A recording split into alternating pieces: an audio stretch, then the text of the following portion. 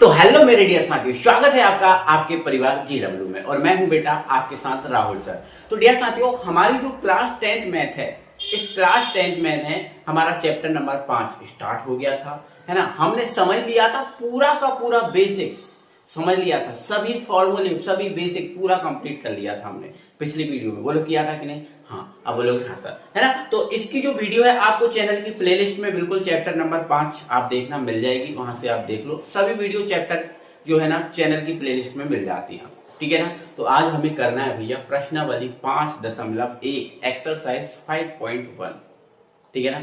हल्का सा बेसिक आज भी बता दे रहा हूं मैं आपको, ठीक है ना। डी क्या होता है बेटा? सार्वांतर है। मैं आपको बता चुका हूं कैसे निकाला जाता है सार्वांतर को। अगले पद में से पिछले पद को घटाकर सार्वांतर निकालते हैं। अगले पद में से पिछले पद को घटा के हम क्या निकाल देते हैं बेटा? सार्वांतर निकाल देते हैं, ठीक है। ए क्या होता है? ए होता है आपका प्रथम पद। कौन सा पद? प्रथम पद, ठीक है। अब यहाँ सर A1 क्या है? तो ये प्रथम पद है। A1 क्या है? प्रथम पद। तो प्रथम पद का सूत्र क्या होता है? ए होता है। क्या होता है? ए, मतलब ए होता है। प्रथम पद का सूत्र क्या होता है? ए। अब द्वितीय पद का क्या होता है? तो देखो बेटा, ए तो सब में होता है, चाहे कोई सा भी पद निकालो, कोई सा भी पद निकालो, सब में ए होगा, ठीक है। और डी क्या होता है? जैसे जोन सा पद निकाल रहे हो उससे एक कम डी होता है। जैसे दूसरा निकाल रहा है तो एक कम डी होगा, एक डी होगा। जैसे तीसरा निकाल रहे हो तो ए तो रहेगा ही, एक कम डी होगा, मतलब 3 से एक कम 2, है ना, ठीक है। फिर चौथा निकाल रहे हो तो ए तो रहेगा ही, 4 से एक कम डी होगा, है ना, मतलब 3 डी होगी। ऐसे 100वां निकालोगे तो ए तो सब में होगा, ए प्लस 99 डी हो जाएगा। ऐसे करके पिछला वीडियो हमने सबको समझा दिया था बहुत अच्छे से। प्रश्नावली करना 5.1 और 5.1 में बेटा हमारा पहला क्वेश्चन है, निम्नलिखित स्थितियों में से किन स्थितियों से में संबंध संख्याओं की सूची एपी है। मतलब कुछ स्थितियां आपको देख रखी हैं, उन स्थितियों को अच्छे से पढ़ना है, अच्छे से समझना है और फिर हमें बताना है कि कौन सी एपी है ना, और क्यों। कौन सी एपी है और क्यों, मतलब क्यों बताना है। एपी में अगर है तो क्यों है, तो एपी अगर है तो उसमें जो सार्वांतर होता है वो समान होता है ना। मतलब सार्वांतर मतलब डी की वैल्यू होती है वो समान होती है, तो क्यों में आपको यही बताना है, डी निकाल के, डी मतलब सार्वांतर निकाल के बताना है, ठीक है ना। स्थितियों को समझो। पहला क्वेश्चन है, क्या क्वेश्चन है मेरे डियर साथियों, प्रत्येक किलोमीटर के बाद का टैक्सी का किराया। भाई प्रत्येक मतलब 1 किलोमीटर के बाद का टैक्सी का किराया, जबकि प्रथम किलोमीटर के लिए किराया 15 रुपया है और प्रत्येक अतिरिक्त किलोमीटर के लिए किराया 8 रुपया है। ध्यान रखना, कहने का मतलब, क्वेश्चन का मतलब समझ जाओ। हमें प्रत्येक किलोमीटर का किराया बताना है और उनने बोला है कि अगर कोई टैक्सी में बैठ के 1 किलोमीटर जाएगा, ध्यान रखना, अगर कोई टैक्सी में बैठकर 1 किलोमीटर अगर जाएगा तो किराया ना 15 रुपया लगेगा। जैसे मान के चलो ये एक हमारे पास टैक्सी है, ठीक है ना, ये हमारे पास एक टैक्सी, ठीक है ना, ये हमारे पास क्या है? एक टैक्सी, ठीक है ना, ये टैक्सी है। तो अगर इस टैक्सी में बैठकर कोई 1 किलोमीटर जाएगा, कितना जाएगा?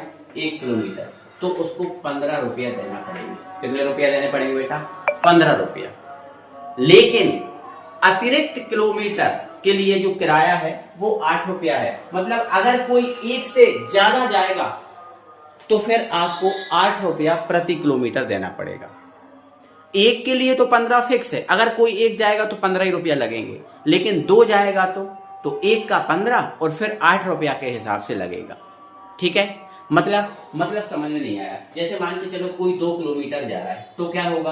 तो भाई 1 किलोमीटर का 15 लगेगा, फिर प्रत्येक के एक के अलावा फिर आपको 8 रुपया लगेगा, ठीक है। जैसे मान के चलो कोई 2-3 किलोमीटर जा रहा है तो पहले का तो 15 लगेगा, फिर 8 के हिसाब से लगेगा, फिर दूसरे का 8 और तीसरे का 8, ऐसा चलेगा। समझ रहे हो? कोई दिक्कत है? नहीं, ठीक है। इसको हल करें, समझ गया ना? हल करें, ठीक है। चलो इसको लिखते हैं हल, है ना। प्रथम किलोमीटर का किराया, प्रथम किलोमीटर का किराया इज इक्वल टू 15 रुपया। कितना? 15 रुपया, ठीक है। प्रथम 1 किलोमीटर का किराया, ऐसा बोल सकते हो, प्रथम या 1 किलोमीटर का किराया इज इक्वल टू 15 रुपया, ठीक है। चलो अब, है ना, अतिरिक्त किराया, अतिरिक्त ध्यान रखना, अतिरिक्त किलोमीटर के लिए, अतिरिक्त किलोमीटर के लिए, अतिरिक्त किलोमीटर के लिए किराया, अतिरिक्त किलोमीटर के लिए किराया इज इक्वल टू क्या होगा, 8 रुपया होगा। ध्यान रखना, प्रथम किलोमीटर के लिए जो किराया है वो 15 लगेगा, लेकिन अतिरिक्त किलोमीटर के लिए किराया 8 रुपया के हिसाब से लगेगा। अतिरिक्त प्रत्येक किलोमीटर के लिए किराया 8 रुपया, ऐसा लिखना चाहिए था। अतिरिक्त प्रत्येक किलोमीटर, ऐसा लिख देना, अतिरिक्त प्रत्येक किलोमीटर के लिए किराया 8 रुपया के हिसाब से लगेगा, है ना। इतना बात समझ गए। अब 1 किलोमीटर का किराया, 1 किलोमीटर का किराया इज इक्वल टू कितना हो जाएगा, 15 रुपया। ठीक है, 2 किलोमीटर का किराया, 2 किलोमीटर का किराया इज इक्वल टू 15 में कितना जोड़ दो, 8 छोड़ दो। अब देखो 2 के लिए तो 1 का तो 15 होगा, 2 का कितना होगा, 8 होगा, मतलब 2 का कितना होगा, देखो पहले का तो 15 और फिर दूसरे के लिए 8 का हिसाब से लगेगा ना, तो कितना हो जाएगा, 15 8 23 रुपया। ठीक है, चलो 3 किलोमीटर का किराया, 3 किलोमीटर का किराया। ठीक है, अब 2 का इतना आ गया ना, 2 का कितना आ गया, 23 आ गया, फिर 3 का निकालना है तो फिर 8 रुपया लगेगा, फिर तो 1 के लिए लगना है 15, फिर तो 8 के हिसाब से लगेगा, फिर 8 जोड़ दो तो कितना हो जाएगा, 23 में 8 जोड़ोगे कितना हो जाएगा, 32 रुपया हो जाएगा। नहीं 31 रुपया हो जाएगा, नहीं हाँ 31 रुपया हो जाएगा। ठीक है, फिर 4 किलोमीटर का किराया, 4 किलोमीटर का किराया, फिर आप 31 में 8 जोड़ दो, 31 में 8 जोड़ दोगे तो कितना हो जाएगा, 39 रुपया, 39 रुपया। ठीक है ना, कोई दिक्कत। प्रत्येक स्थिति में 8 जुड़ रहा है, प्रत्येक स्थिति में क्या जुड़ रहा है, 8 जुड़ रहा है। जुड़ रहा है कि नहीं जुड़ रहा है, बिल्कुल जुड़ रहा है सर, है ना, बिल्कुल जुड़ रहा है सर, कोई दिक्कत कोई परेशानी नहीं है। प्रत्येक स्थिति में क्या जुड़ रहा है, 8 जुड़ रहा है। कितना जुड़ रहा है, 8 जुड़ रहा है। ठीक है ना, तो अब देखो प्रत्येक स्थिति में 8 जुड़ रहा है, तो अगर हम देखें तो देखो 15 से 8 जोड़ा 23 हो गया, प्रत्येक में 8 का अंतर है ना, 8 का अंतर है, तो अतः यह एपी में है, अतः एपी में है। ठीक है, अतः एपी में है। ठीक है ना, क्या है, एपी में है, क्योंकि प्रत्येक में 8 का अंतर है ना, प्रत्येक में कितने का अंतर है, 8। देखो 15 में 8 जोड़ो 23, 23 में 8 जोड़ो है ना, 31 आ जाएगा, कितना आ जाएगा, 31 आ जाएगा। यहाँ से ये घटाना चाहिए ना, है ना, ये एक्स्ट्रा जोड़ेगा, है ना, 31 आ गया, 31 में 8 जोड़ो, प्रत्येक में 8 अंतर है ना, 8 का, तो अतः एपी में है, क्योंकि शार्वांतर मतलब इनका जो अंतर है, प्रत्येक पद का अंतर, देखो इन दोनों का अंतर देख लो 8 आएगा, इन दोनों का देख लो 8 आएगा, इन दोनों का देख लो 8 आएगा, प्रत्येक का अंतर क्या है, समान, क्योंकि शार्वांतर समान है, बस ये है।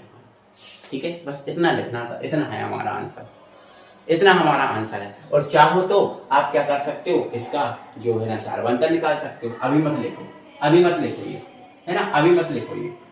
ठीक है, अब हम सारवंतर निकाल के ही बता देंगे। ठीक है ना, तो यहाँ लिख दो अब सारवंतर निकाल, कौन से पदों का निकाल रहा है, इनका निकाल रहा है, बिल्कुल अगले में से पिछले को हटा के निकालते हैं, मतलब 23 में से 15 घटा दो। ठीक है, डी, तो 23 में से 15 घटाओगे, 23 में से 15 घटाओगे कितना आएगा, 8 रुपया आएगा। कितना आएगा भाई, 8 रुपया आएगा। बोलो आएगा कि नहीं, बिल्कुल।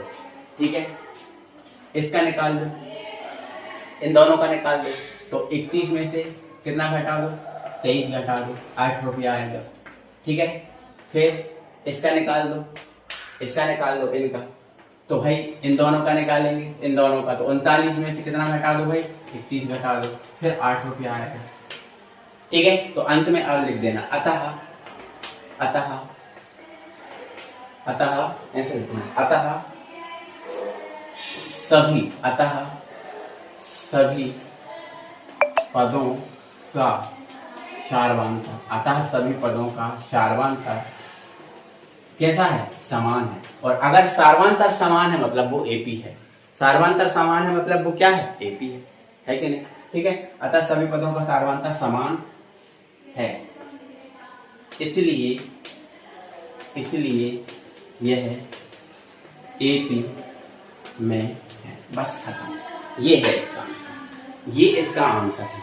समझ पा रहे हो, है ना? तो ऐसे इसको हैंडल करना है, ऐसे आपको इसको समझाना है। क्लियर है? तो पहला क्वेश्चन हो गया कंप्लीट। अब अगले क्वेश्चन पे बात करें। अगला क्वेश्चन पढ़ लो।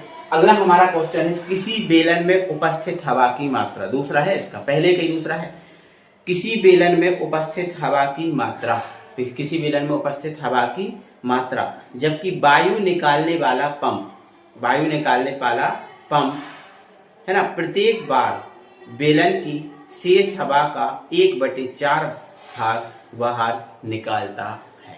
1/4 भाग बाहर निकालता है। अब यहाँ थोड़ा समझो। मान लेते हैं ये हमारे पास एक बेलन, ठीक है, ये हमारे पास क्या है, एक बेलन, ठीक है ना। यहाँ पर एक नली लगी हुई है ना, और यहाँ पर इस बेलन में एक पिस्टन लगा हुआ है। क्या लगा हुआ बेटा? एक पिस्टन लगा हुआ है, ठीक है ना, ये पिस्टन। इस पिस्टन को जैसे ही हम दबाते हैं, तो इस बेलन में देखो, इस बेलन में, पूरे बेलन में वायु भरी हुई है ना, और बेलन में वायु भरी हुई है, और मान लेते हैं इस बेलन में 20 लीटर वायु भरी हुई है। कितनी भाई? 20 लीटर मान लिया। अभी एग्जाम्पल समझा रहा हूं। तो जब हम इस पंप को दबाएंगे, ये जो पिस्टन है, इसको जैसे ही हम नीचे दबाएंगे, है ना, तो इस बेलन में जितनी भी हवा है उसका 1/4 भाग बाहर निकल जाता है। कितना? 1/4, है ना, 1/4। जैसे मान के चलो स्टार्टिंग में कितनी है आपके पास? 20 है। तो जैसे ही हम पिस्टन को एक बार दबाएंगे ना, तो 1/4 बाहर निकल जाएगा। तो 20 का जब 1/4 भाग बाहर निकलेगा तो 4 पंजे 20, तो हवा कितनी? 5 बचे ना। तो हवा प्रथम बार जब पंप को दबाएंगे तो कितनी हवा बाहर निकल जाएगी? आप बोलोगे सर 5 निकल जाएगी, 5 निकल जाएगी। तो स्टार्टिंग में तो 20 है, लेकिन जैसे ही हमने पंप को एक बार दबाया तो इतनी हवा बाहर निकल गई। तो अब हमारे जो सिलेंडर है इसमें कितनी हवा बची? अब बोलोगे सर 5 लीटर बाहर निकल गई। 20 का 1/4 बाहर निकल रही ना, तो 1/4, 20 का 1/4 5, मतलब 5 लीटर बाहर निकल गई। तो सर 15 बची।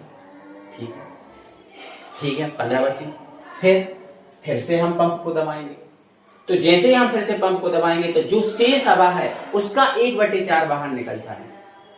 शेष हवा है उसका 1/4 बाहर निकलता है। तो अब कितनी बची हमारे पास? 15 बची। कितनी बची? 15। तो अब दूसरी बार जैसे ही हमने पंप को दबाया तो 15 का 1/4 फिर बाहर निकल जाएगी। तो जो 15 का 1/4 निकालेंगे तो 4 × 12, 4 × 4 16, मान के चलो अप्रोक्स 15 है 16, अप्रोक्स अभी समझाने के लिए मान लो 4 लीटर फिर निकल गई।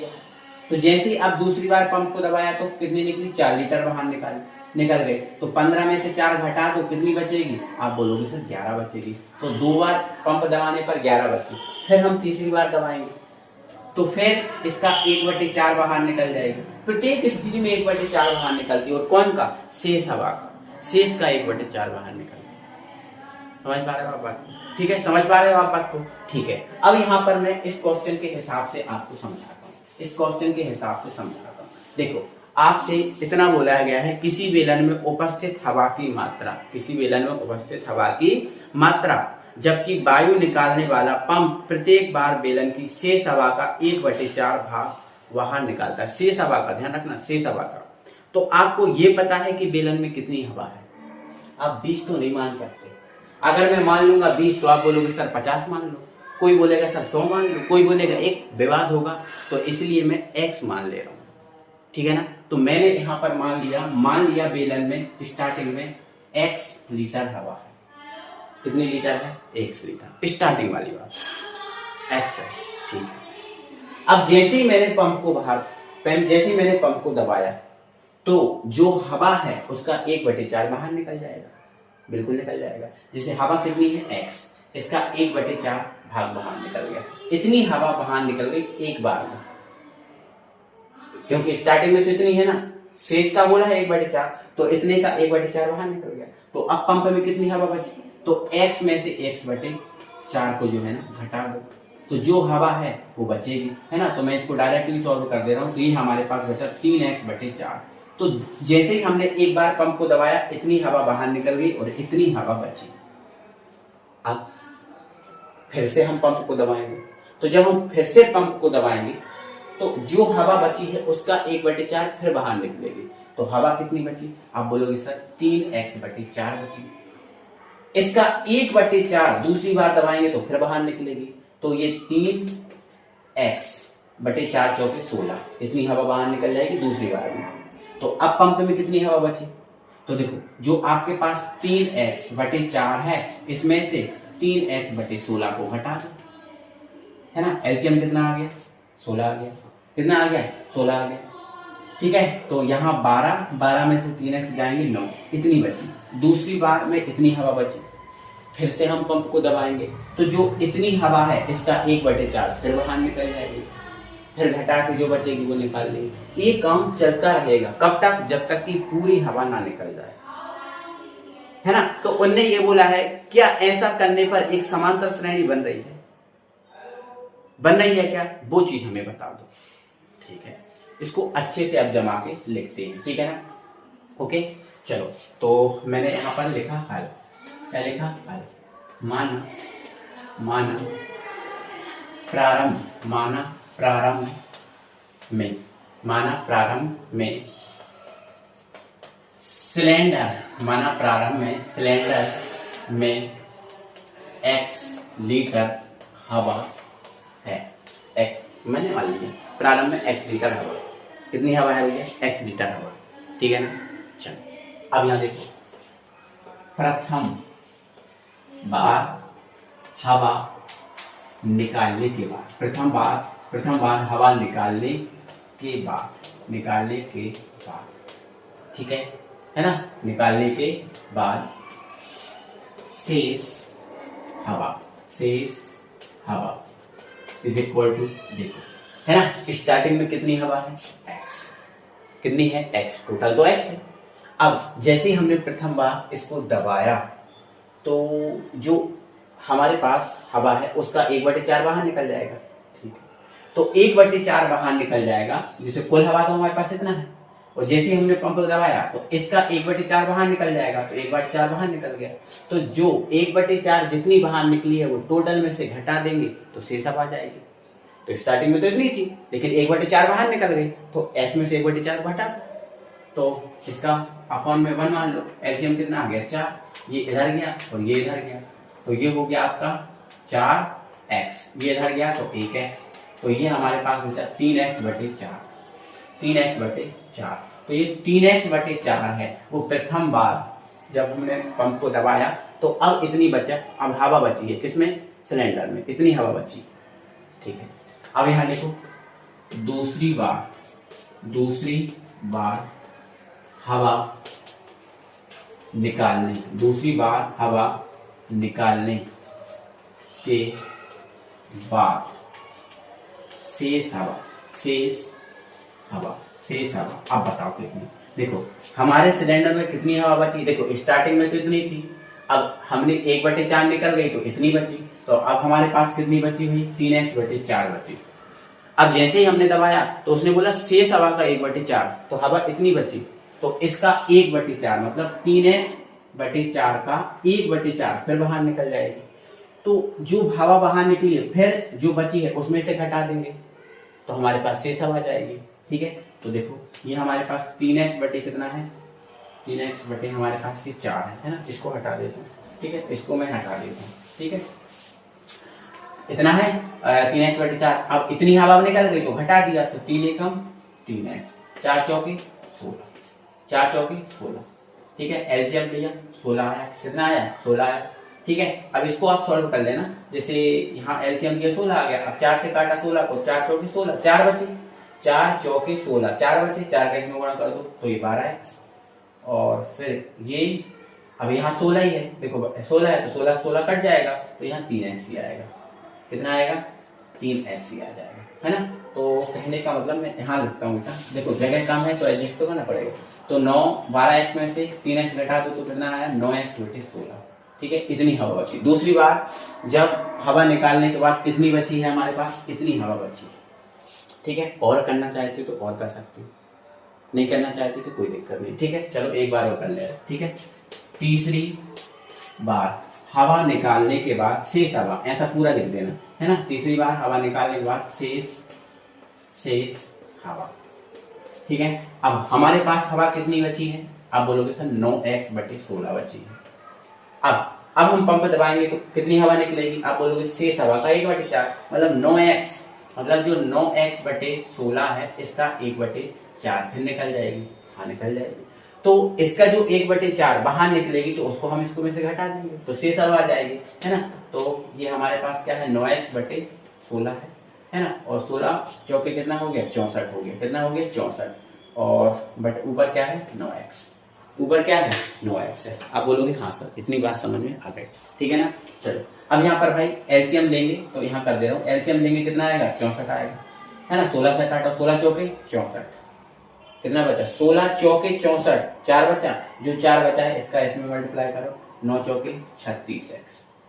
अब 64 से 64 काटो, कट जाएगा तो ये आपका 9x ये जाएगा। मतलब 36 में से 9 घटाओ तो ये हमारे पास बचा है कितना? 27 बचा है। कितना बचा? 27। तो 27x/64, 27x/64। इतना क्लियर हो गया? ठीक है। तो पहली बार जब हमने देखो स्टार्टिंग में हवा कितनी थी? x। फिर हमने पंप को दबाया पहली बार, कितना आया? 3x/, इतनी बची। फिर दबाया, इतनी बची। फिर दबाया, इतनी बची। ऐसे ही आप चौथी बार भी दबा सकते हो। बस इतने में हमारा काम बन जाएगा। ठीक है ना। तो अब है ना, अब सारवांतर निकालो डी। सारवांतर निकालो डी। तो डी स्टार्टिंग में देखो पहला हमारा पद ये होगा x लीटर। पहला हमारा पद ये होगा x लीटर, क्योंकि स्टार्टिंग में तो इतनी है ना, फिर इतनी है, फिर इतनी बची और फिर इतनी। तो है ना सारवांतर, जैसे मान के चलो इन दोनों पद का निकाल रहे हैं सारवांतर, तो इसमें से इसको घटा दो। अगले में से पिछले घटाते हैं ना, तो मतलब 3x/4 में से किसको हटा दो? x को। 3x/4 में से किसको हटा दो? x को हटा दो। तो कितनी बचेगी भैया? तो आप बोलोगे सर माइनस x/4 बचेगा। कितना बचेगा भाई? -x/4। आप देख लो एलसीएम, एक मिनट कर, एक सेकंड दिख रहा है ना, दिख रहा है। तो 4 एकम कितना हो जाएगा? 4 आ गया। ठीक है, अब ये इधर जाएगा 3x, ये इधर जाएगा -4x। 4x में 3 घटा दो तो x/4, है ना, माइनस का x/4। सारवांतर कितना आया? माइनस का x/4। ठीक है, इसी प्रकार ठीक है। फिर से निकालो डी। किसके लिए? देखो इन दोनों का तो आपका -x/4 आ गया। अब इन दोनों का निकाल के देखो, इन दोनों का, तो इन दोनों का निकालना है तो 9x/16 इन दोनों का निकालना है तो मैं किसने घटा दो? 3x/4 को घटा देना, है ना। तो जैसे इसको भी घटाओगे तो भी आपका माइनस का x/4 भी आएगा। आप तो करके देख लो भाई, आप तो करके देख लो। एलसीएम कितना आएगा? 16, ये हो जाएगा 12। कितना हो जाएगा? 12। ठीक है, 4 चौक है ना, 4 किया 12, और 12 में से 9 को घटाएंगे कितना बचेगा? 12 में से 9 को घटाएंगे बचेगा आपका माइनस का 3x, और यहाँ पर नीचे क्या रहेगा? 16। तो बिल्कुल नीचे देखो, ऊपर यहाँ एलसीएम अगर एक मिनट दिख रहा है, एक सेकंड मैं एडजस्ट करती हूँ, पूरा कर ही देता हूँ, है ना। एक सेकंड रुकना, एडजस्ट करता हूँ, ठीक है ना। चलो यहाँ देखो एलसीएम कितना आया भाई? 16 आया। कितना आया? 16। अब यहाँ 16 को 16 से काटो, है ना, पूरा कट जाएगा, ये आपका 9x ही रहेगा। 4 से 16 काटो, 4 चौके 16, 4 बचा तो 4 का इसमें मल्टीप्लाई कर दो तो 12x हो गया। ठीक है ना, 12x हो गए। अब यहाँ देखो मैं यहाँ करता हूँ, ठीक है। तो 12x में से 9 जाएंगे तो माइनस का 3x बचेगा, बटे में कितना है? 16, 3 चौके 12, देखो x/4 आ गया ना, आ गया कि नहीं? ऐसे ही है ना, इन दोनों का सारवांतर निकालो, मतलब इसमें से इसको घटाओगे तो भी -x/4 आएगा। आप करके देख रहे हैं, तो अतः लिख देना, अतः इतना ही करके हो जाएगा। अतः सारवांतर समान है, इसलिए यह एपी में है, इसलिए एपी में है, ऐसा कर देना। बस इतना हमें काम करना है, ठीक है ना।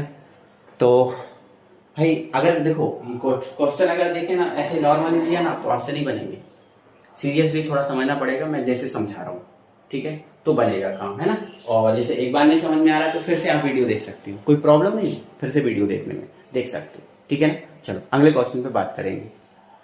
अगला क्वेश्चन देखो इसका तीसरा, प्रत्येक मीटर की खुदाई के बाद एक कुआं खोदने में आई लागत जबकि प्रथम मीटर खुदाई की लागत 150 रुपया। देखो आपसे ये पूछा है प्रत्येक मीटर की खुदाई के बाद एक कुआं खोदने में आई लागत निकालना है हमें, जबकि प्रथम मीटर खुदाई की लागत 150 रुपया है और बाद में प्रत्येक मीटर खुदाई की लागत 50 रुपया। देखो बिल्कुल टैक्सी जैसा हो गया है, बिल्कुल टैक्सी जैसा।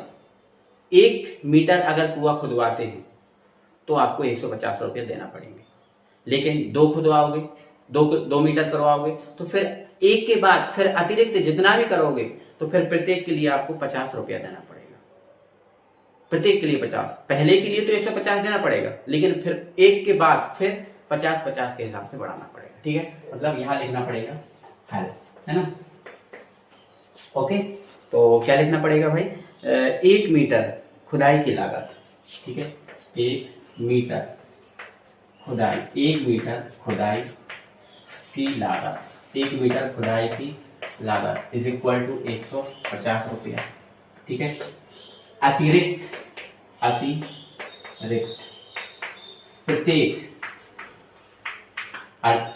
प्रत्येक मीटर की, मीटर एम मतलब मीटर खुदाई की लागत इज इक्वल टू कितना है, 50 रुपया है। कितना है, 50 रुपया। देखो 1 मीटर के लिए तो कितना लगेगा, 50 रुपया। अतिरिक्त के लिए देखो, अतिरिक्त प्रत्येक मीटर की खुदाई करवाना के लिए है ना 50 रुपया लगेगा। देखो अगर कोई 1 मीटर खुदवा रहा है तो 150 रुपया लगेंगे, लेकिन कोई 2 कर रहा है तो फिर 1 का 150, फिर 50 रुपए के हिसाब से बढ़ता जाएगा। 3 कर रहा है ना, तो पहले के लिए तो 150, फिर 50 के रुपया के हिसाब से बढ़ता जाएगा, है ना। क्लियर है, चलो, है ना। अब 1 मीटर खुदाई की लागत, अब हम इसको हल कर रहे हैं, इज इक्वल टू 150 रुपया। ठीक है, 2 मीटर खुदाई की लागत, 2 मीटर खुदाई की लागत। देखो एक के लिए कितना है, 150, फिर प्रत्येक के लिए 50 रुपया बढ़ेगा ना, तो ये 50 जोड़ दो तो कितना आ जाएगा, 200 रुपया। ठीक है ना। 3 मीटर खुदाई की लागत, 3 मीटर खुदाई की लागत। अब 50 रुपया बढ़ाते जाना है ना, तो कितना हो गया, तो 200 में फिर 50 जोड़ देना, है ना, तो ये हो जाएगा आपका 250 रुपया।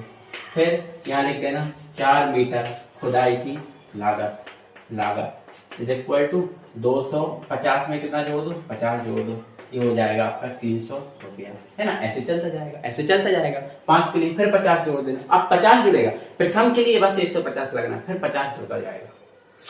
ठीक है ना। ठीक है, तो अब शारवांता डी निकालो।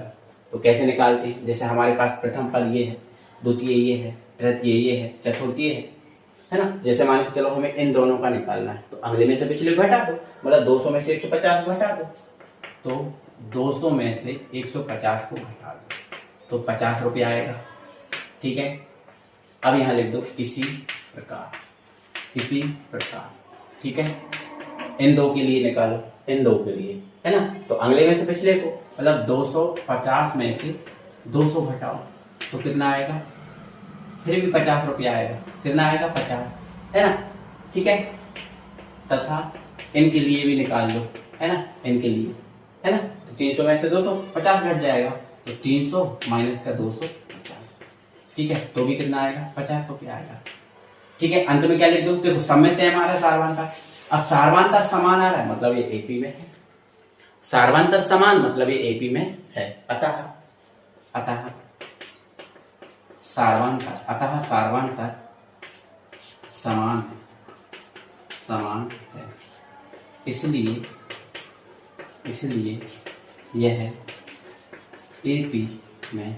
यह एपी में, है। खत्म हो गया।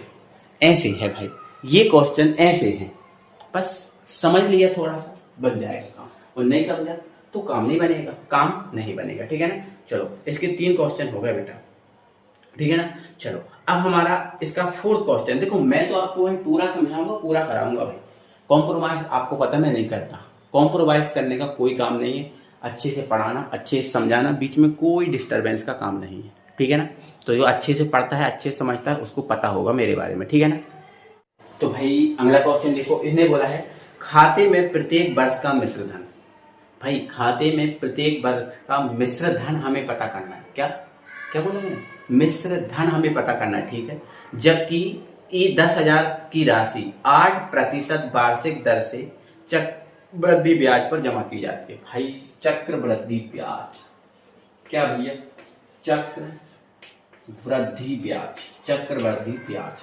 तो मुझे इतना बताइए, आपको पहले पता होना चाहिए कि जो चक्रवृद्धि ब्याज होता है, इस चक्रवृद्धि ब्याज में मिश्र धन का सूत्र क्या होता है, ये पता होना चाहिए। तो चक्रवृद्धि जो ब्याज होता है बेटा, इसमें मिश्र धन का सूत्र क्या होता है? A = P 1 + R/100 की घात n।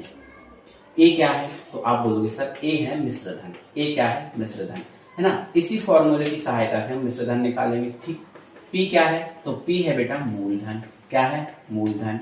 आर क्या है? तो सर आर है दर। एन क्या है? तो एन है सर समय, है ना। तो मिश्र धन निकालने का सूत्र ये है चक्रवृद्धि ब्याज से। इसी फॉर्मूले की हेल्प से हमारा एक क्वेश्चन होगा। हमें देखो मिश्र धन पता करना है, मिश्र धन बताना है, तो मिश्र धन तो इससे ही निकलेगा, ठीक है ना। अब n का मतलब क्या है? समय। जैसे 1 वर्ष रख रहा है तो n का मान 1 रख देना, 2 वर्ष के लिए निकाल रहा है तो n का मान 2, 3 के लिए निकाल रहा है तो n का मान 3, फिर 4, फिर 5, ऐसे बढ़ता जाएगा, ठीक है ना। चलो तो हल करते हैं। तो लिखा हमने हल, ठीक है ना। यहाँ लिख देंगे भाई दिया है दर, मतलब दर क्या होती है? तो दर होती है r = 8%, है ना।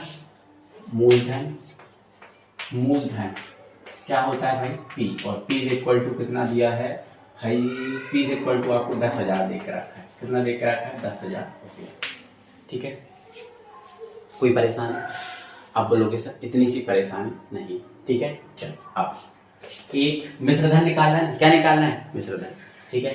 तो 1 वर्ष में मिश्र धन, 1 वर्ष में मिश्र धन निकालो। तो 1 वर्ष में मिश्र धन आपका कितना होगा? देखो A = क्या लगेगा? P A = क्या लगेगा? P, और P का मान कितना है भैया?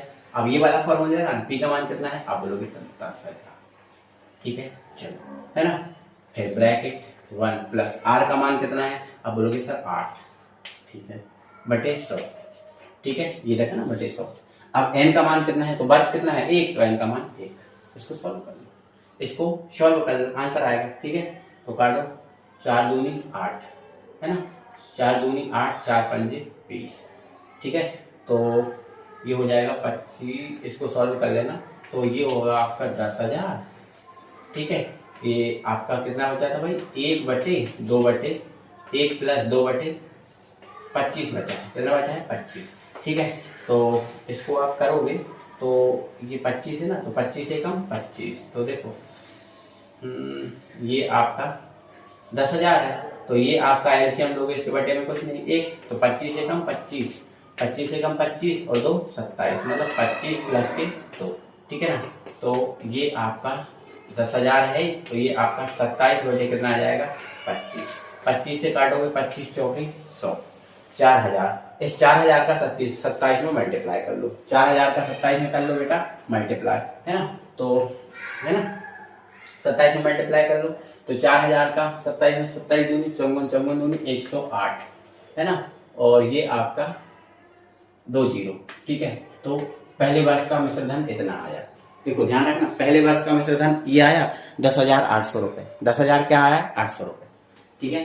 चलो अब आगे बढ़ो, दूसरे वर्ष का मिश्र धन निकालो, है ना। तो 1 वर्ष में मिश्र धन ये निकाला फॉर्मूला लगा के, ठीक है। चलो अब निकालो दूसरे वर्ष में। तो दूसरे वर्ष में मिश्र धन, दूसरे वर्ष में मिश्र धन फॉर्मूला लगाओ, है ना। मिश्र धन यही होगा ना, ठीक है। तो मूलधन क्या है? अब देखो प्रथम वर्ष में जो मिश्र धन था, प्रथम वर्ष में जो मिश्र धन था, ध्यान रखना, प्रथम वर्ष में जो मिश्र धन था वो अब मूलधन बन जाएगा। या फिर आप अगर इससे ही सॉल्व कर रहे हो, किससे सॉल्व कर रहे हो? अगर आप इसी मूलधन से सॉल्व कर रहे हो, चलो ठीक है, इसी से करते हैं, नहीं बता रहा हूं, ठीक है। तो मिश्र धन, तो पी कितना है? आप बोलोगे सर 10,000 है, 10,000, ठीक है। 1 + R का मान कितना है? आप बोलोगे सर 8 है, देखो 8। अब बटे 100, है ना। अब घात कितने की, n का मान कितना रहेगा, तो देखो दूसरे वर्ष निकालना ना, n का मान कितना रहेगा, 2 रहेगा, कितना रहेगा, 2 रहेगा। ठीक है सर, कोई परेशानी नहीं है ना। देखो ओके, तो ये मैंने वैल्यू पुट कर ली है ना। अब मैं इसको फॉर्मूले में रखता हूँ और इसको सॉल्व करता हूँ। ठीक है, देखो मैं आपको बताने की कोशिश ये कर रहा था, जैसे प्रथम वर्ष के बाद मिश्र धन आपका ये आया, ये जो प्रथम वर्ष के बाद मिश्र धन आया है ये दूसरे वर्ष के लिए मूलधन बन जाएगा।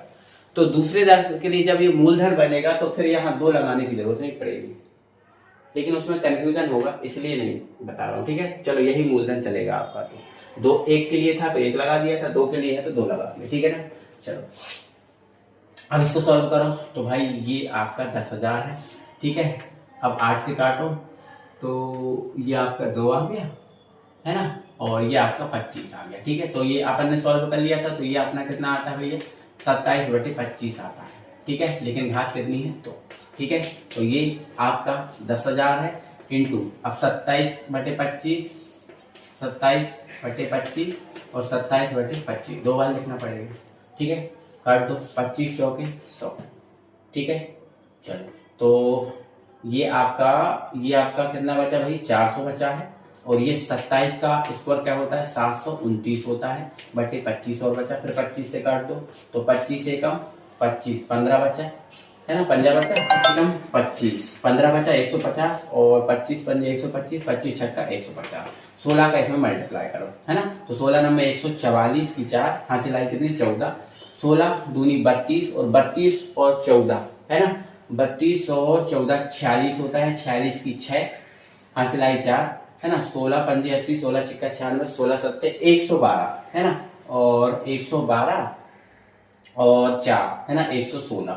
ठीक है, 116 मतलब ये आपका 11,000 है ना 664 आ गया। तो भाई इसमें और इसमें अंतर देखा जाए है ना, तो अलग अंतर आएगा, और 10,800 और 10,000 में अंतर देखा जाए तो अलग आएगा।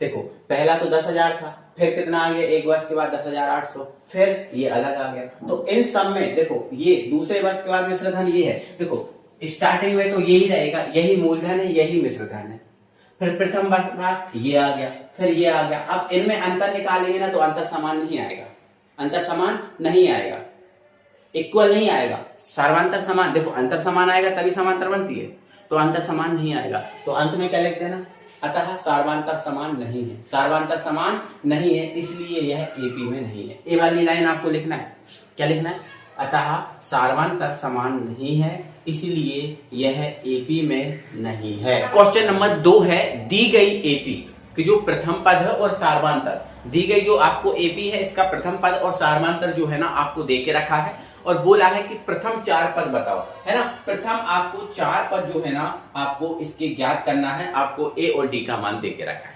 क्लियर है बात, ये आपको सबको पता है, प्रथम पद क्या होता है, द्वितीय पद क्या होता है, तृतीय पद क्या होता है, चतुर्थ। आप भाई कोई सा भी पद निकाल सकते हो, ठीक है ना। तो ध्यान रखना ए और डी दिया है, आपको प्रथम 4 पद निकालने हैं, ठीक है ना।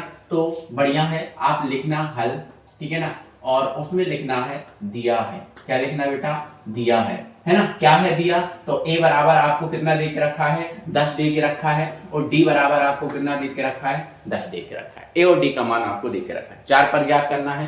तो आपको प्रथम पद लिखेंगे, सबसे पहले लिखेंगे प्रथम पद, ठीक है। तो भाई प्रथम जो पद होता है वो उसका सूत्र क्या होता है, आप बोलोगे प्रथम पद का सूत्र सर ए होता है, बोलो होता है ना, यही होता है ना, और कुछ तो नहीं होता, आप बोलोगे हाँ सर यही होता है। तो प्रथम पद का सूत्र क्या होता है भैया, ए होता है। तो ए का मान कितना है, ए का मान कितना है 10, तो प्रथम पद आपका आ गया 10, कितना आ गया 10 आ गया। अब आप द्वितीय पद निकालोगे, तो द्वितीय पद तो द्वितीय पद का सूत्र क्या होता है, तो आप सबको पता है ए प्लस डी होता है।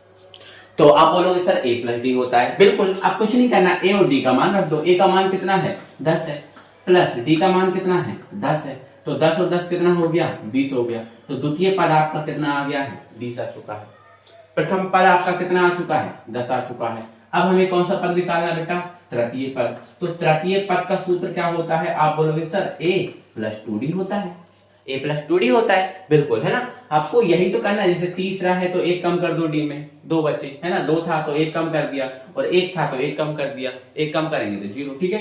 तो ए का मान कितना है 10, प्लस ये रखा 2, और डी का मान कितना है, आप बोलोगे 10 है।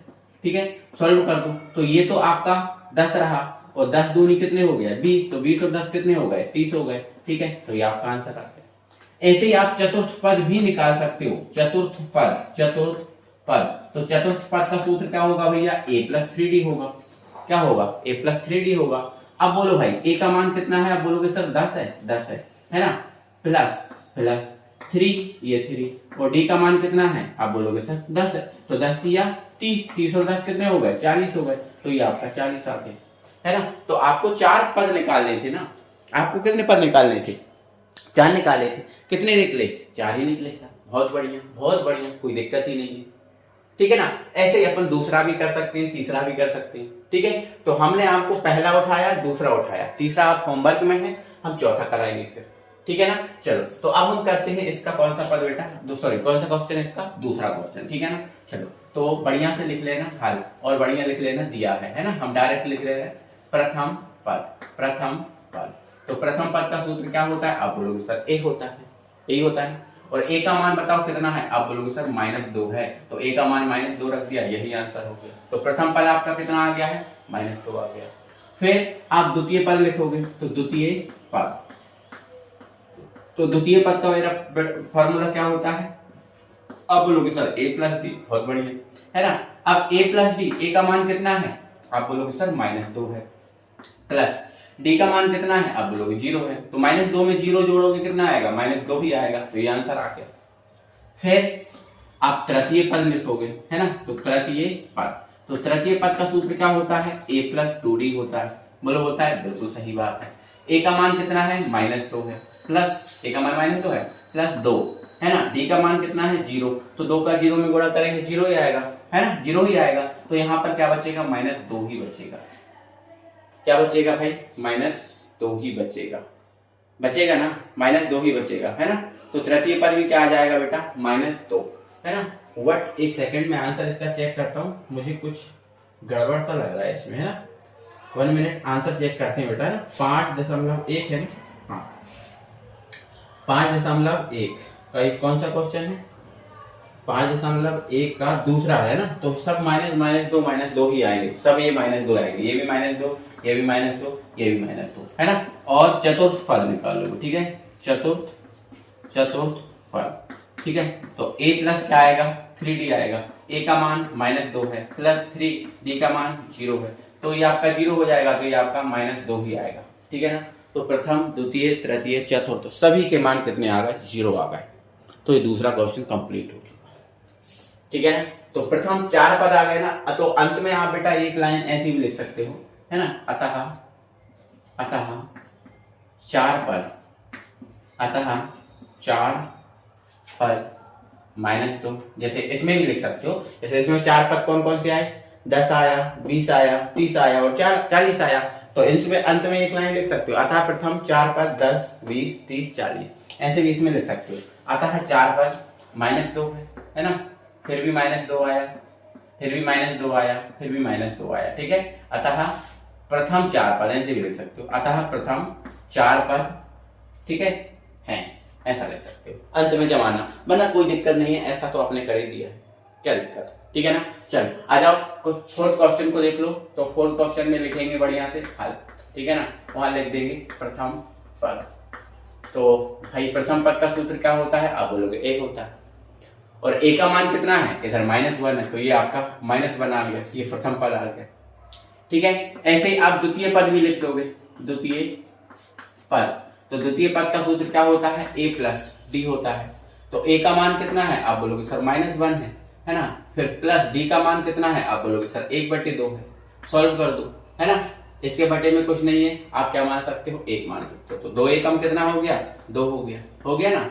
फिर इसका इसमें गुणा कर दो, तो 2 एकम 2 -2, इसका इसमें कर दो, है ना 1, तो -2 में से 1 घटेगा, तो -1 बचेगा ना, तो -1/2 आ जाएगा, यह आंसर होगा, यह आपका आंसर होगा, ठीक है ना बेटा। ऐसे ही आप तृतीय पद के लिए लिख सकते हो, तृतीय पद क्या होता है, a प्लस 2d होता है ना, a का मान कितना है, आप बोलोगे सर -1 है, ठीक है, प्लस 2, डी का मान बोल कितना है, आप बोलोगे सर 1/2 है। तो देखो 2 से 2 कट गए, क्या बचा 1 और ये -1, समझ रहे हो आप। देखो ये -1 और ये +1, -1 और +1 क्या हो जाएगा, 0 हो जाएगा।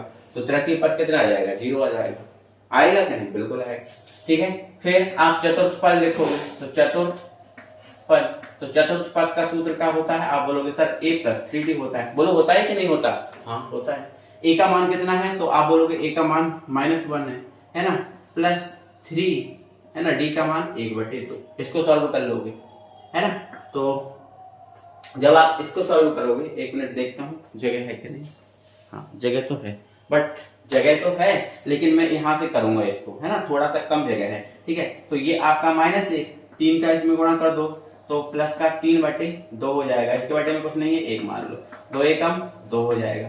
ठीक है, ये इधर जाएगा तो माइनस का 2, ये इधर जाएगा तो प्लस का 3, 3 में से 2 घटा दो, कितना आ जाएगा, 1/2 हो जाएगा। ठीक है, अंत में आप लिख सकते हो अतः प्रथम 4 पद -1 है ना, -1/2 0 व 1/2 है, ऐसा लिख सकते हो। ठीक है ना, तो ये हमारा दूसरा क्वेश्चन कंप्लीटली फिनिश हो चुका है ना, कंप्लीटली फिनिश हो चुका है। मुझे उम्मीद है कि मेरे सभी डियर साथियों को ये बात समझ में आ गई होगी। ठीक है ना, चलो, है ना, ये बात समझ में आ गई होगी, मुझे उम्मीद है। ठीक है ना, चलो अब अगले क्वेश्चन पे हम बात करेंगे। तो अब हमारे पास इसका जो तीसरा क्वेश्चन है, इस तीसरे क्वेश्चन में हमसे सिर्फ ये पूछा है कि प्रथम पद बताओ और सारवांतर बताओ। ये जो आपको दी गई है ये एपी है? ये जो आपको दी गई है वो एपी है। उसने खुद बोल के रखा है कि दी गई एपी, मतलब ये समांतर श्रेणी में है। आपको चेक करने की कोई आवश्यकता नहीं है कि ये समांतर श्रेणी है या नहीं, क्योंकि उसने साफ साफ बोला गया दी गई एपी के प्रथम पद और सारवांतर लिखो। प्रथम पद लिखना है, सारवांतर लिखना है। ठीक है ना, बस बहुत बढ़िया, कोई दिक्कत ही नहीं है। ठीक है, चलो अब यहाँ पर इसका लिखेंगे हल। ठीक है ना, और यहाँ लिख देंगे प्रथम पद। क्या लिख देंगे, प्रथम पद। तो प्रथम पद क्या होता है भैया, प्रथम पद ए होता है। प्रथम पद क्या होता है, ए होता है। प्रथम पद क्या होता है, ए होता है। बोलो होता है नहीं, बिल्कुल होता है। प्रथम पद क्या होता है, ए। और प्रथम पद इस सीरीज में हम कैसे निकालेंगे, तो हमें पता है इस सीरीज में जो पहला पद होगा वही तो प्रथम पद होता है, वही तो प्रथम पद होता है। जो पहला पद होता है वही तो प्रथम पद होता है। तो इस सीरीज में प्रथम पद कौन है, 3 है। तो ए का मान कितना आ गया, 3। फिर हमें क्या निकालना है, सारवांतर निकालना है। क्या निकालना है, सारवांतर निकालना है। तो सारवांतर क्या होता है, तो सारवांतर डी होता है। और सारवांतर को कैसे निकाला जाता है ना। तो पहले तो आपको कोई भी 2 पद सिलेक्ट करने होते हैं, है ना। जैसे मान के चलो इन 2 पदों का निकाल रहा है, क्या इन 2 का निकाल रहा है, क्या इन 2 का निकाल रहा है, कोई भी 2 पदों से निकालते हो सारवांतर, है ना। और 2 पद आपने डिसाइड कर लिए, फिर क्या करते हो, अगले पद में से पिछले पद को घटा के निकालते हो। जैसे मान के चलो हमने ये 2 पद डिसाइड कर लिए कि इन 2 पदों का हम सारवांतर निकालेंगे, तो अगले में से पिछले पद को घटा दो, सिंपल है। तो अब इन 2 पदों में अगला पद कौन है, आप बोलोगे 1 है, और पिछला पद कौन है, आप बोलोगे 3 है। ठीक है, जैसे आपने इन 2 को सिलेक्ट कर लिया, यहां से भी निकल जाएगा। तो इन 2 में अगला कौन है, आप बोलोगे 3, -3 है, और पिछला कौन है, -1 है। कहीं से भी निकाल सकते हो, कोई परेशानी नहीं है। ठीक है, तो हमने इन 2 में से निकाला है, तो अगला पद क्या है, 1। तो अगले में से पिछले को घटाना है, तो पिछला कौन है, 3, तो घटाना है मतलब माइनस, है ना। तो -3 है, बड़ा है, और +1 छोटा है, तो -3 में से 1 जाएगा, -2 आ जाएगा। यही आंसर होगा, यही आंसर होगा। प्रथम पद और सारवांतर बताना है, तो प्रथम पद ये है, सारवांतर ये। ठीक है, मतलब इस प्रश्नावली में आप टोटल बेसिक सीख रहे हो। ठीक, क्लियर। चलो आ जाओ, दूसरा क्वेश्चन इसका देखो। तो इसका दूसरा क्वेश्चन ये है ना। तो हल लिख के बढ़िया है लिखना, ठीक है ना, हल। ठीक है, तो प्रथम पद लिखना, तो प्रथम पद क्या होता है, 1। और प्रथम पद क्या होगा, इसमें जो पहला होगा वो प्रथम पद होगा। इसमें पहला कौन है, -5, तो -5 क्या हो गया, इसका प्रथम पद हो गया। ठीक है, फिर आपको क्या लिखना है, सारवांतर। तो यहां लिखता है आपने सारवांतर। और किससे व्यक्त करते हैं, आप बोलोगे डी से व्यक्त करते हैं। सारवांतर को किससे व्यक्त किया जाता है, आप बोलोगे सर डी से व्यक्त किया जाता है। अब डी का मान कैसे निकालोगे, तो अगले और में से पिछले पद को घटा के। अगर इन दोनों में देखें तो अगला पद कौन है, -1 है। -1 में से किसको घटाना है, -5 को। तो घटाने वाला देखो -1 ये लिखा, फिर घटाना है तो माइनस, किसको घटाना है, -5 को, ये लिख दिया। सॉल्व करो, ये -1 माइनस माइनस क्या हो गया, +5 हो गया। ठीक है। अब ये प्लस के 5 और ये माइनस का 1, तो 5 में से 1 घटा दो, कितना बचा? 4 बचा। यही आपका आंसर होगा, है ना। तो प्रथम पद -5 आ गया और सारवांतर 4 आ गया। ऐसे ही अपन इसमें कर लेंगे भाई, ठीक है। तो हल लिख देना, ठीक है। तो यहाँ लिख देना प्रथम पद, प्रथम पद।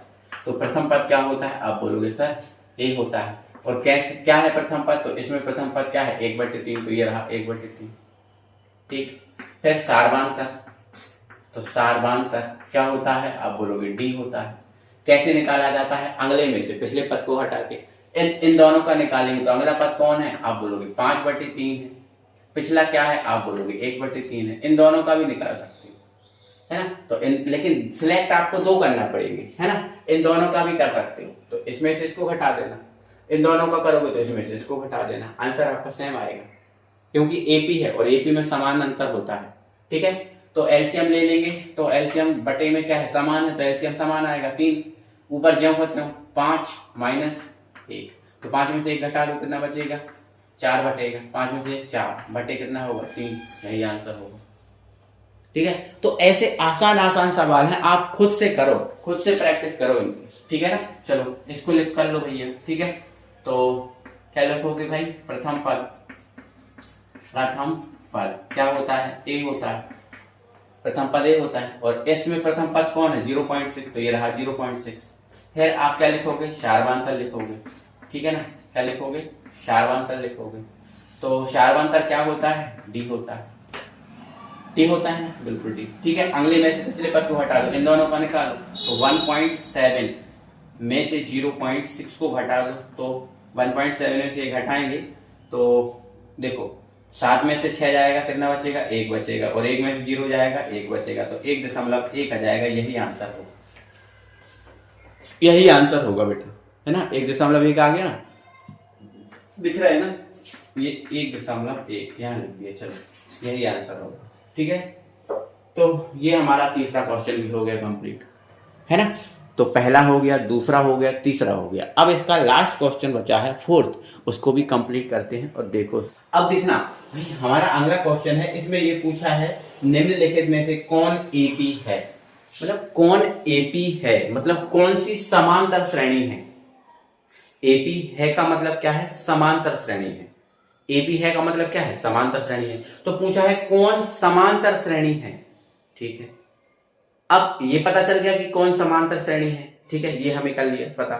अब कौन अगर समांतर श्रेणी है, अगर समांतर श्रेणी है तो उसके प्रथम 3 पद बताओ। ऐसे ही बोला है ना, तो है तो इसके तो इसका सारवांतर ज्ञात करो और इसके 3 पद बताओ, है ना। मतलब हमें सारवांतर बताना है और 3 पद बताना है, ठीक है। तो भाई हमें पहले चेक करना है कि ये समांतर श्रेणी है। और समांतर श्रेणी को चेक करने का सबसे अच्छा तरीका है कि देख लो कि इसमें अंतर समान है कि नहीं। देखो समांतर श्रेणी उसे ही कहते हैं जिसमें अंतर क्या हो? समान हो, उसे समांतर श्रेणी कहते हैं, ठीक है। और समांतर श्रेणी के लिए अंतर समान अगर देखना है तो हमें सारवांतर निकालना पड़ेगा। अलग अलग हमें सारवांतर निकाल के देखना पड़ेगा, चेक करना पड़ेगा। आसान है, हो जाएगा। चलो करते हैं तो, ठीक है। तो यहाँ पर बढ़िया से लिखेंगे हल, है ना। तो पहला काम हमारा ये है कि सारवांतर निकालना, ठीक है ना।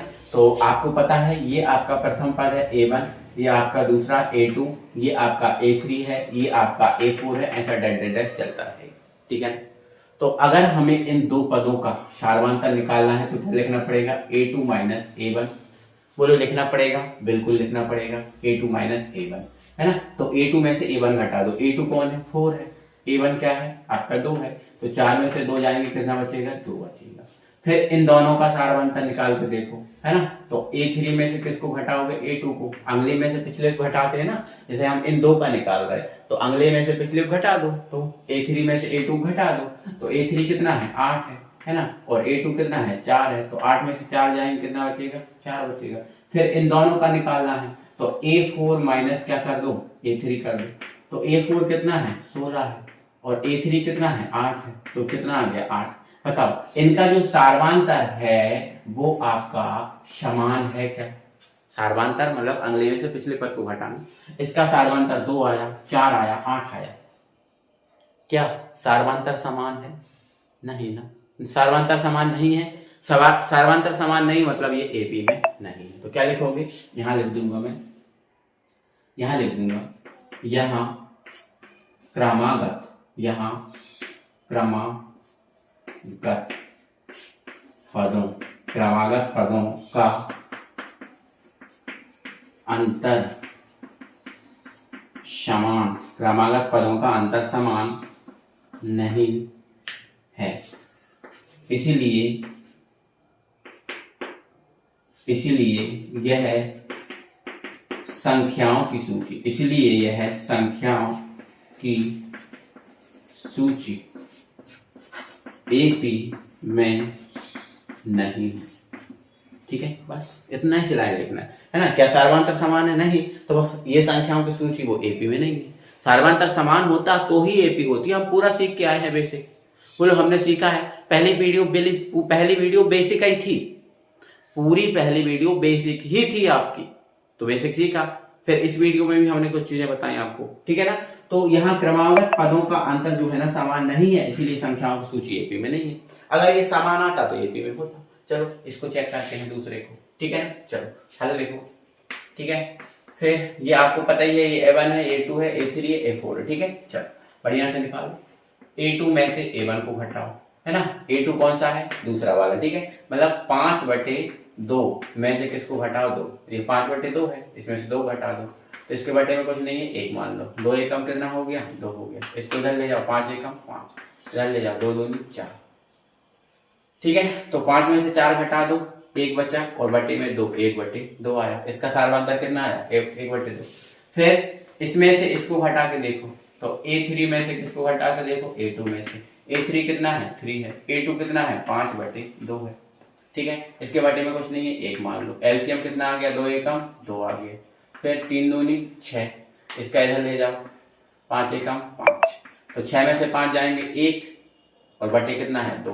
देखो यहां तक तो भैया जो है ना सार्वंतर समान आ गया ना सार्वंतर समान, ठीक है। चलो और देख लो, इन दोनों का और देख लो, ठीक है। तो A4 में से A3 को घटा लो, है ना। A4 कितना है? 7/2 है ना। और A3 कितना है? 3 है, तो बटे में कुछ नहीं है, 1 मान लो। 2 एकम 2, इसका इधर कर दो 7, इसका इधर कर दो 6, ठीक है। 6, 7 में से 6 घटाओ, 1/2। देखो यहाँ सार्वंतर तीनों में समान आ गया ना, है ना। मतलब ये एपी में है, ठीक है। तो यहाँ लिख देना, यहाँ सार्वंतर, यहाँ सार्वंतर क्या होता है? डी होता है। ये सब डी के ही मान है ना, ये भी डी है, ये भी डी है, ये भी डी है, सब डी है ना, बिल्कुल ये सब डी के ही मान है। सार्वंतर समान होता है, ठीक है। यहाँ सार्वंतर डी समान है, इसीलिए यह एपी में है, इसलिए एपी में है ना। अब एपी में है, अगर ये एपी में है तो उसने क्या बोला है कि आप सार्वंतर और इसके प्रथम 3 पद बताओ। बोला है कि नहीं बोला? ठीक है ना। चलो, है ना। तो सार्वंतर समान है इसलिए एपी में है, ये बता दिया, ठीक है। अब सार्वंतर डी क्या है तो बताओ। डी के साथ सार्वंतर क्या निकला? 1/2। मतलब डी का मान कितना है? 1/2, है ना। डी का मान कितना आ गया? 1/2 आ गया। अब उसने बोला है कि भाई अब डी बता दिया और प्रथम 3 पद भी बताओ, तो इस तरफ वाले को हटा दे रहे, ठीक है। जो पहला क्वेश्चन है इसको हटा दे रहे हैं। अब हमें प्रथम 3 पद बताना है, तो 3 पद हम आपको बता देते हैं, ठीक है। चलो तो इधर देखो, मैं यहाँ समझाता हूँ आपको। प्रथम 3 पद, ठीक है। तो सार्वंतर कितना आ गया? जो है ना 1/2 आ गया, मतलब ये एपी में है। अब सार्वंतर 1/2 आ गया तथा, ठीक है, इसका जो प्रथम पद है वो क्या होगा, है ना। प्रथम पद क्या है? इस श्रेणी का जो पहला पद होता है वही प्रथम पद होता है, ठीक है ना। चलो इधर करता हूँ, ठीक है। सार्वंतर 1/2 आ गया, प्रथम 3 पद बताना है, ठीक है। तो ठीक है, अब आप क्या लिखोगे? प्रथम पद। तो प्रथम पद क्या होता है? 1, है ना। और इसमें प्रथम पद कौन होगा? इसका पहला। तो पहला क्या है? 2 है, तो प्रथम पद आपका 2 आ गया, है ना। फिर इसका द्वितीय पद बताना है, तो द्वितीय पद। तो द्वितीय पद का सूत्र क्या होता है बेटा? A+D होता है। बोलो होता है कि नहीं? ठीक है सर। तो A का मान क्या है? तो A का मान आप निकाल चुके हो, 2 है। और D का मान कितना है? आप बोल निकाल चुके हो, 1/2, ठीक है। के बटे में कुछ नहीं है, 1 मान लो, ठीक है। एलसीएम ले लो, 2 एकम 2, 2 दूनी 4, 1 एकम 1, तो ये आपका 5/2 आ गया, द्वितीय पद आ गया। ठीक है, चलो तृतीय पद निकालो ऐसे ही, तृतीय पद क्या होता है, a प्लस 2d होता है ना। ठीक है, a का मान कितना है, 2 है। ठीक है, ये 2 और d का मान कितना है बेटा, 1/2 कितना है, 1/2 तो 2 से 2 कैंसिल, 2 और 1 कितना आ गया, 3 आ गया, 3 आ गया, प्रथम 3 पद आ गए। ठीक है, तो अंत में लिख देना अतः प्रथम 3 पद। तो बताओ प्रथम पद कौन सा है, प्रथम पद क्या है, अरे यार 1 सेकंड रुकना, क्वेश्चन इनके 3 पद और लिखिए, ये मिस्टेक हो गई भाई, 3 पद और लिखिए ये बोला है। ठीक है ना, यहां पर ध्यान रखना, ये मैंने वापस से यही क्वेश्चन कर दिया, इसने ये बोला था कि प्रथम 3 पद और लिखिए, क्वेश्चन पे थोड़ा ध्यान नहीं दिया। देखो क्वेश्चन को पढ़ो, 3 पद और लिखिए, मतलब यहां पर 1 2 3 4 पद दिए है ना, हमें इसका देखो पहला दूसरा तीसरा 4 पद दिए हैं, हमें 3 पद और लिखना है, मतलब हमें यहाँ पर 4, देखो ये A1 है, ये A2 है, ये A3 है, ये A4 है ना, हमें 3 और लिखना है, मतलब A5 A6 और A7 की वैल्यू और निकालनी है।